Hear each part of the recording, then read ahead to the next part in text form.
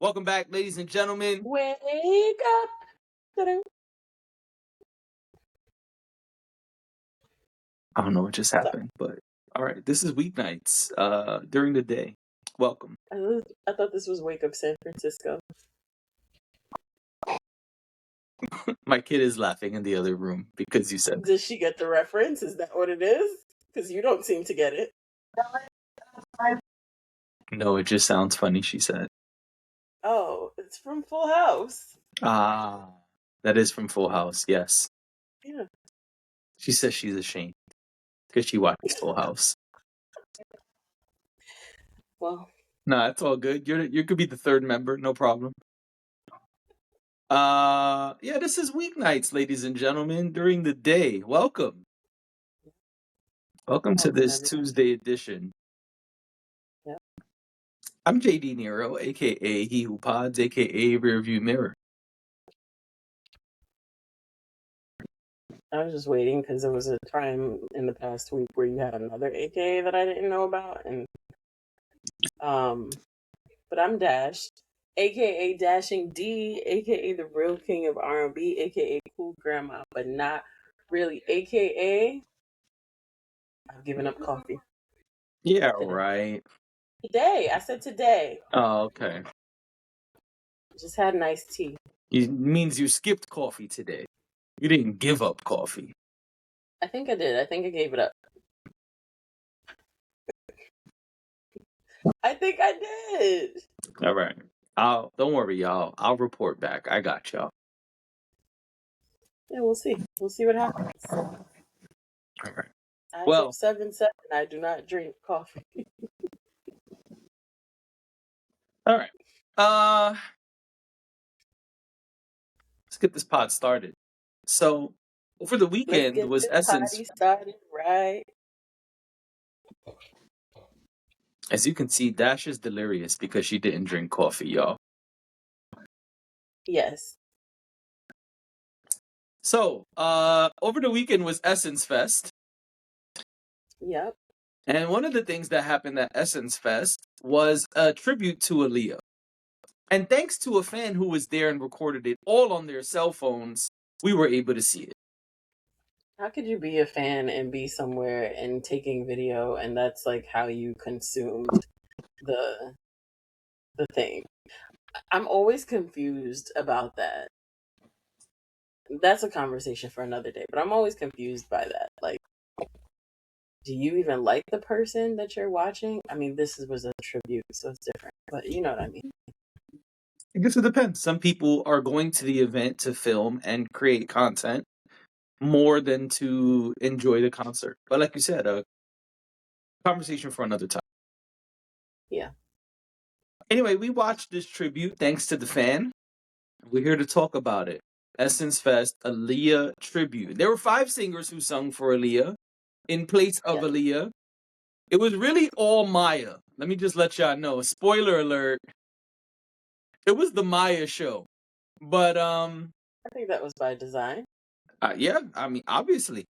But it was the Maya show. So it was Maya, it was Normani, it was 7 Streeter. Who's the other two? Help me out. Chloe Bailey. Chloe, no, it was Chloe's sister, no? Chloe Bailey. All right, Chloe Bailey. Oh, and Ryan Bailey. Destiny. Oh, yeah, damn. Sorry, Ryan. What is going? Okay. Sorry, Ryan. I apologize, Ryan. I'm sorry. And sorry to Chloe too. I thought it was Chloe's sister, but I'm gonna check right now. Oh, she got it over there in the other room. Our producer. Thank you, third member. What was the confirmation we got? Everybody we said yes. Chloe Bailey, yes. Everybody who said? Not you. I said we. No, I know you said we. Aaliyah's tribute is Chloe Bailey, Maya Normani, Ryan Destiny, and 7 Streeter. Oh, they're talking about Chloe's sister. I thought it was Chloe's sister, my bad. The Little Mermaid? All right. Anyway. I said I was wrong. Sorry, Yeah, so these five lovely women did a tribute to Aaliyah. I know you said that it was the Maya show, but they kind of rotated them. I think the only person who only went on once alone was Seven Streeter. Everybody else was rotated back in for multiple songs. No, Ryan did not do more than one song. Yeah, she did. Okay. What song she did? Yeah, she had come back out. I mean, I don't have the track list here. Normani So did 2 songs. mhm. Seven Streeter did 2 songs. Maya did 3 songs.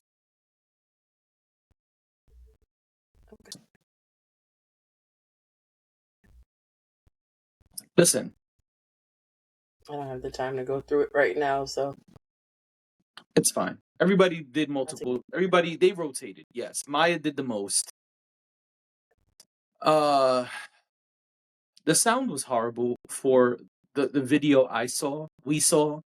I don't know if the sound yeah. was that bad in person or this is because it was a cell phone video, but the sound was terrible. Sure hope not. And I have to point that out because I don't know if that's an Essence Fest thing or the cell phone recording thing.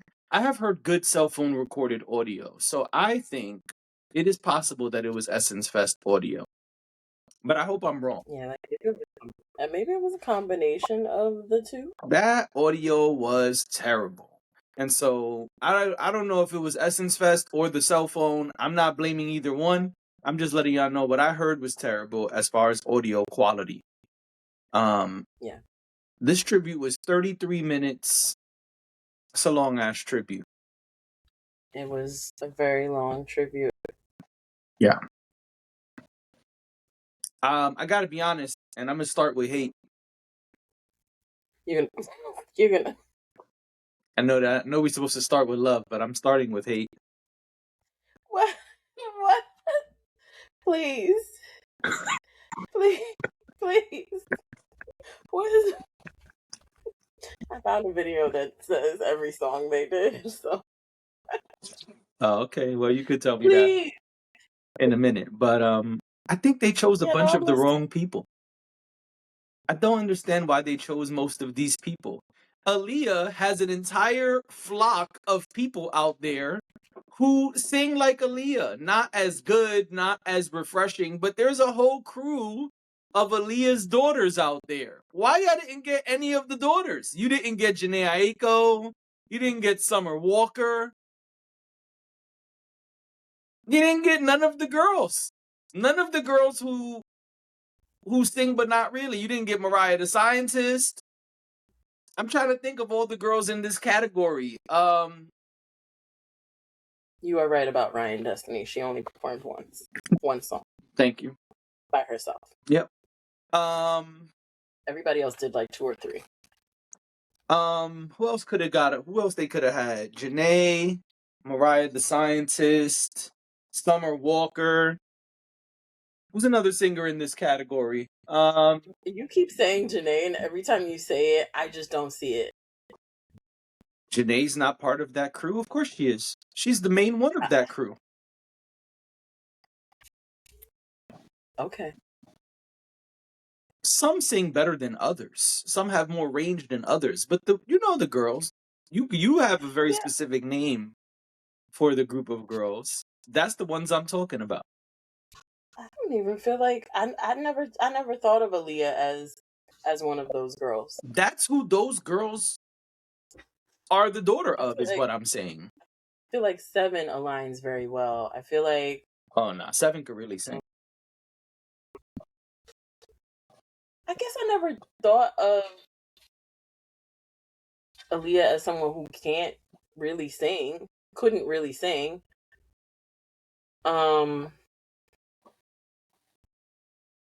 I feel like she's not quite one of those girls, but she's not quite like she was never quite belting it out either.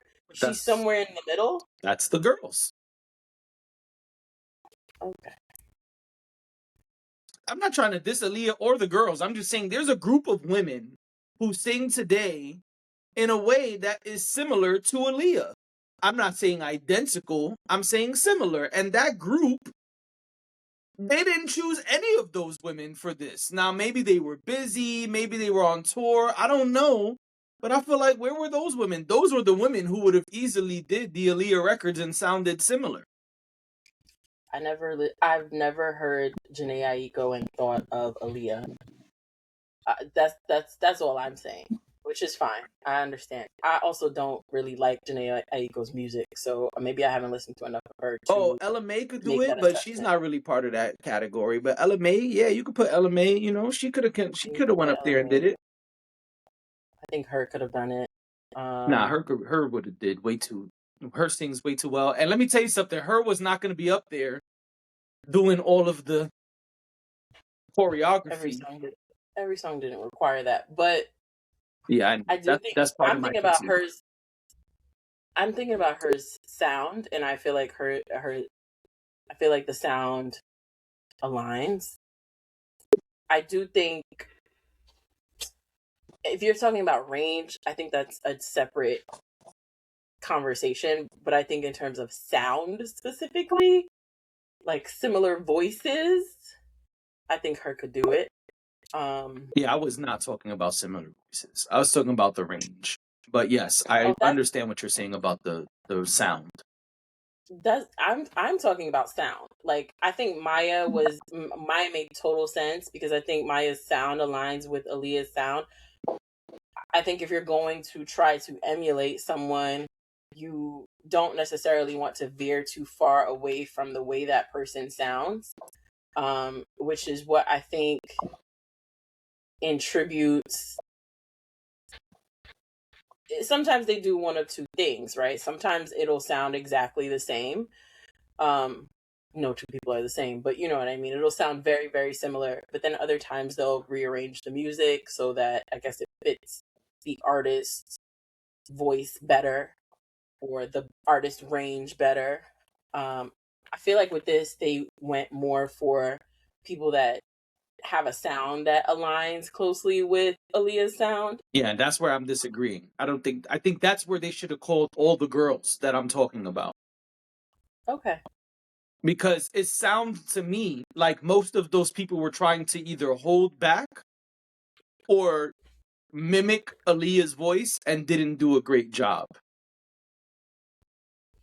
I also just don't think we heard them well because of the sound issue with the video. So my challenge, at least for me, and I won't speak for you, but my challenge was, I don't really know if they sounded good or not, because a lot of it was getting drowned out by, I guess, whatever sound was coming from the audience, which makes sense, and this person's poor audio quality. So I don't know. This one was really complicated for me, and I waffled over whether I even wanted to discuss this or not. And part of it was because I feel like it wasn't the best video, and I couldn't find a better one. It doesn't look like Essence posted it. Essence posted a lot of things from the weekend, but I don't know if they're planning on doing something with that content. Or they're just not ready to put it out, but I couldn't find it on their YouTube channel. So unfortunately, I wasn't, usually, you know me, I like to grab it from the source. Like if it's a BT tribute, if it came from, you know, wherever it came from, I like to go straight to the source and get it, because I feel like they're going to give you the best quality and the full video, and you're not going to have anybody talking over it or anything like that. But yeah, that was my challenge with this. I don't have a problem with who was chosen to do it. I think that, to me, the people they chose made sense. However, I do hear you that there are other people who could have done this. Yeah. I don't know if I would pick all of the people you said, but I do think some of the people you said make sense to me. Like, oh, okay, yeah, I could see them doing this sort of tribute. Yeah, I just felt like they didn't even I have one of them. That was weird to me. I think Seven Streeter bodied it. I think Maya bodied it. The other ones, they were hit and miss. Seven Streeter came in and not only showed her vocal range, but she made the songs her own. She I didn't agree. just do karaoke, right? She made the songs her own. You could see that she really wanted to put her best foot forward for this performance. And she stood out to me, which I think is important and smart. So I appreciate that Seven Streeter came and did it. She sounded great. I didn't realize I missed Seven Streeter until I saw her on my screen. Yeah, I Seven love Streeter's Seven great. I'm Streeter. a fan of Seven Streeter, so Me too. yeah. Somebody's voice, I can't remember who it was, but somebody's voice was like way too deep to be doing these records. They were struggling. And I was like, I don't know why they chose this person. I can't remember who it was off the top of my head, but somebody I was like, well, their voice is kind of deep. I don't know what's going on here. And Maybe it was Ryan Destiny. That's the only person I could think of that it could have been. yeah, maybe it was her. But anyway, it was just weird. It was a weird tribute. I didn't like the choreography, and I usually don't give a fuck about the choreography. But it was like they were more focused on the choreography than the singing, and that always annoys me. Let the people sing their damn songs. I think they focused on the choreography because that was a big thing for Aaliyah when she was alive. That's what I figured. Her music, her performances, her videos were all heavy choreography. It to me, it makes total sense that it would be heavy on choreography because that was something that she that was very essential to her act. Okay. You know, Yeah, I thought about that too, but I just didn't like it. I mean, I used to know the dances from the videos. Like it was a thing. So I think it's totally a part of her legacy. So I understood the choreography part of it. I liked that part of it. I felt like they're not all used to doing that. Yeah, like you could tell Normani was used to it. She was doing the belly thing and all of that. I was like, yo, Normani, she's got it. I was gonna say Normani was my favorite because I feel like Normani was the best performer on the stage in terms of like what she was giving the crowd. And that's no disrespect to anybody else who performed in this tribute, but I think Normani came out there and she left it all on the floor. Like I think she came out and she did what she came to do. But that's going to happen in a tribute. Everybody's not going to have the same level of, I mean, you could choose people that do, but a lot of times everybody's not going to have that same level of that performance factor. Yeah. No, I agree. And I think the same thing with the vocals, right? Like I think Maya sounded the most like Aaliyah from the crew. Same. Right. Yeah, and so, which I think also it made sense that Maya was there because she was around when Aaliyah was around. I think Maya was out first, but I could be wrong. I don't remember exact years off the top of my head, but whatever, they were around at the same time. So Maya knows the records and the sauce. So I thought it made a lot of sense that Maya was there and she sounded great and looked, man. She looked like Maya, you know what I mean? Yes, I know what you mean. Yeah. Maya looks great. Yeah. Maya always looks great. Yeah. I gotta stop eating meat too. You got it. Listen, we all got to go vegan and go to the gym. That's the Maya sauce. Maya says it for like the last 10 years. She went vegan and started being in the gym crazy. That's what we got. And I think she stopped dating too. I don't know about that part. I think she married herself or something crazy. I think she stopped dating. I'm pretty sure that's what she talked about recently. Mm-hmm. You know, made her lighter. No comment. I can understand that. No comment. I'm gonna leave that one alone. Yeah, so I think that was I think it was decent. All right, can I be honest? Please do. I didn't like this tribute. Okay. I didn't, for a few reasons, and some of them we haven't said yet. So I don't like the AI stuff. Oh yeah, I forgot about that. I said that to my daughter. I was like, "Yo, everything doesn't need AI, especially this much." Yeah. I mean, I see what they did in that they took her actual videos and I guess they used AI to manipulate what she was doing in the videos. Yeah, I hated that. I didn't I like it think they either. just played the videos in the Yeah, background, maintain the integrity of the videos, and stop messing with the likeness of people who are not here anymore. It's okay. It's a tribute.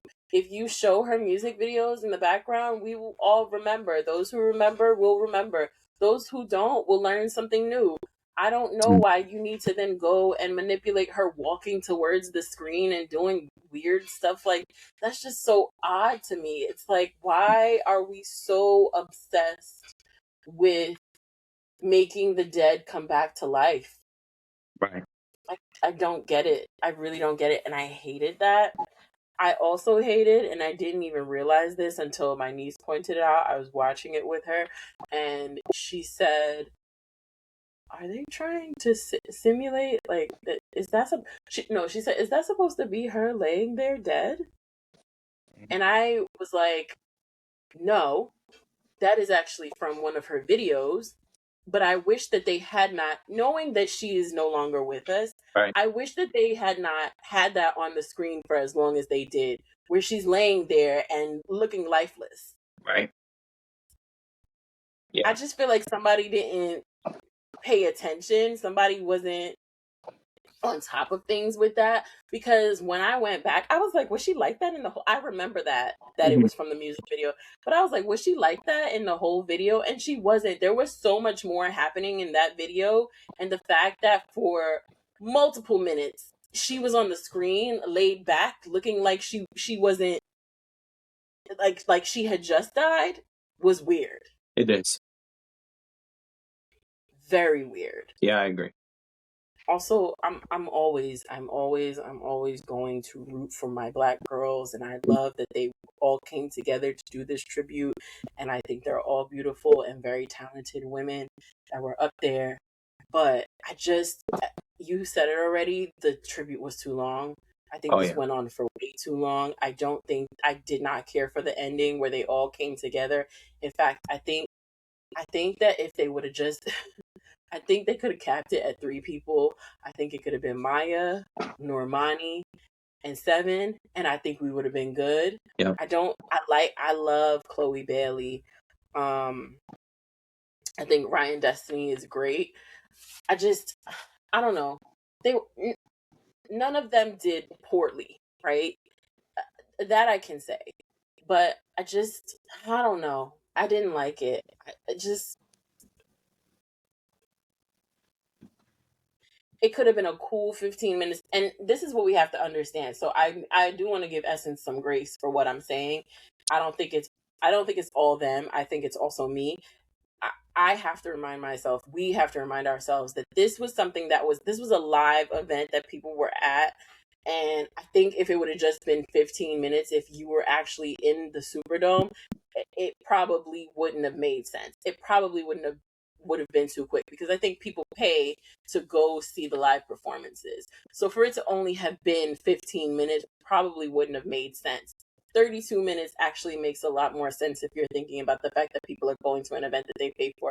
I'm assuming that it was coupled with other performances, and this was probably not the only set of the night. So I get it. But for me, watching at home, which is why it's a different experience, it was too much for me. I got you. Okay. But I respect what Essence did. I respect they wanted to honor her. It's been, I think, 25 years um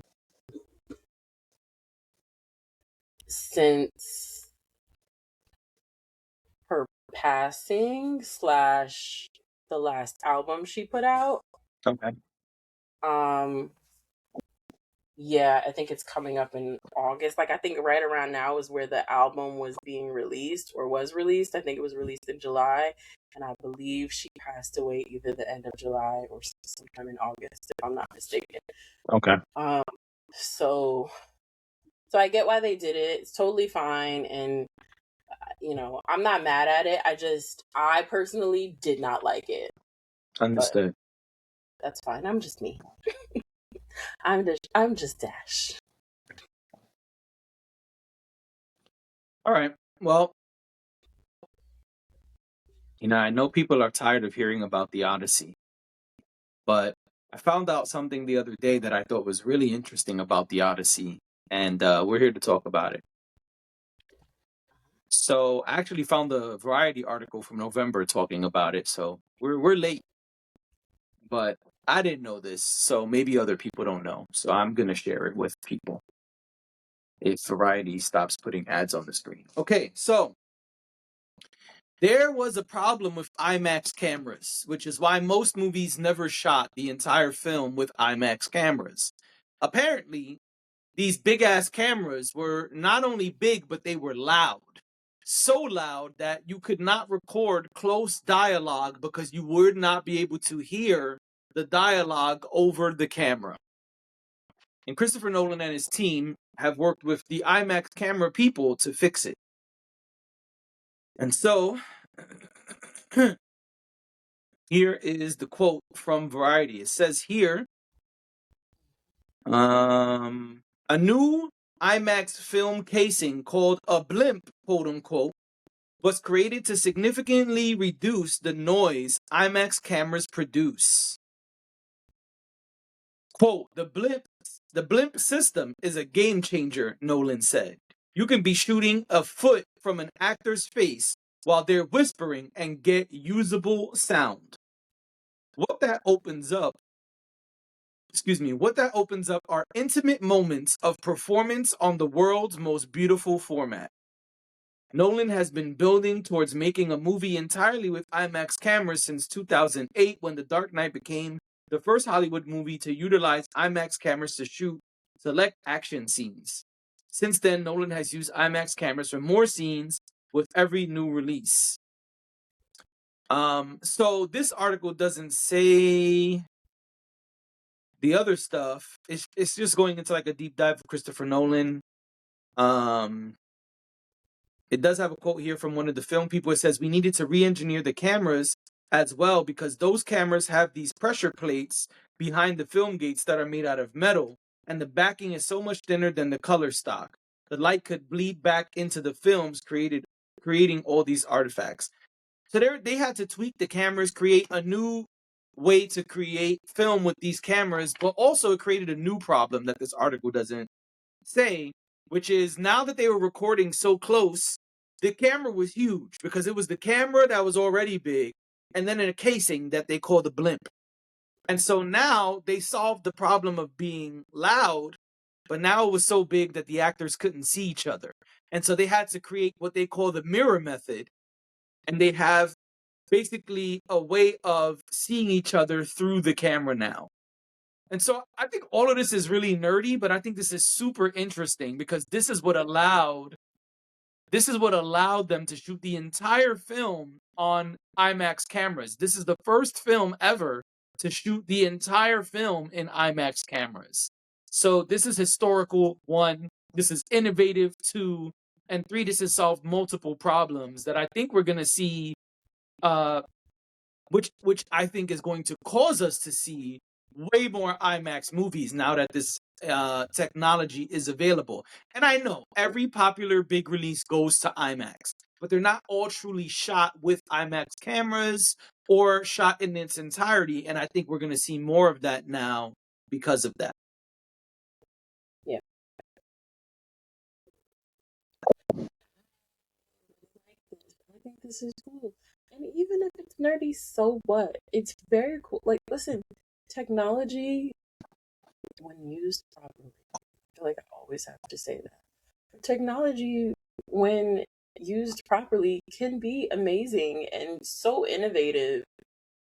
and, you know, get us to the things that we want. Yeah. I mean, I think this is really clever. I think this is brilliant. And I'm excited. You know, we've been excited. We've talked about the Odyssey for a long time on here. They're definitely tired of us talking about the Odyssey. Probably. Because we talk about it a lot. Wait, Don't worry, wait till guys. wait till 10 the days. review. Right, I'm about to say, wait till the review comes in just like 2 weeks. Yeah. Yeah. 10 days till the movie is released, and then, you know, and then we'll spend several weeks talking about how well it did. Right. Exactly. And how it stacks up against other films.